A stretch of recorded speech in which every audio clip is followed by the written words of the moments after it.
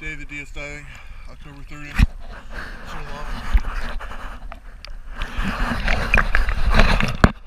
I noticed this time the prop seems like it's a little bit loose. It may need to be tightened up, or it may need to be pulled off and have the key looked at.